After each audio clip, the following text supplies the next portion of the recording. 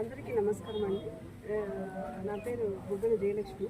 మా వారు బుగ్గన చంద్రశేఖర్ రెడ్డి, మా అబ్బాయి బుగ్గన ఉదయకిరణ్ రెడ్డి.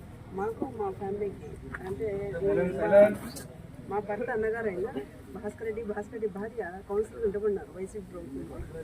నేను ఆమె కౌన్సిలర్ గెలవడానికి చాలా పోరాడినాను. ఆమెకన్నా నేను ఫాస్ట్గా ఓట్ వేయించడానికి చాలా విధాల ప్రయత్నం చేస్తున్నాను. అది అందరికీ తెలుసు. వైసీపీ ప్రభుత్వంలో ఈవెన్ రాజరెడ్డి వరకు అంటే బాబుల్ రెడ్డి కానీ నాగేశ్వర రెడ్డి కానీ ప్రతి ఒక్క చెలంరెడ్డి కోసం కూడా నేను ఓట్లు ఏమని అడిగాను. వార్డులో అన్ని విషయాలు రాజరెడ్డి వరకు కూడా పోయాయి.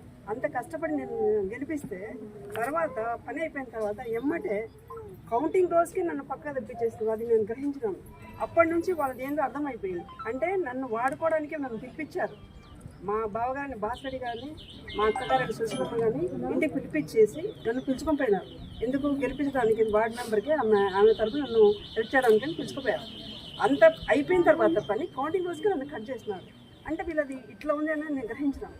తర్వాత మాకు కుటుంబంలో ఇష్యూస్ వస్తే వైసీపీ ప్రభుత్వం మొత్తం మా కుటుంబాన్ని ఒక్కటి పక్కకు పెట్టేసి మొత్తం వాళ్ళకి ఏం కావాలో అలా హెల్ప్ చేసుకుంటూ వెళ్ళారు. లాస్ట్ 2 ఏళ్ళు మేము ఊరు ఇచ్చిపెట్టి పోవాల్సి వచ్చిన పరిస్థితి తీసుకొచ్చినారు.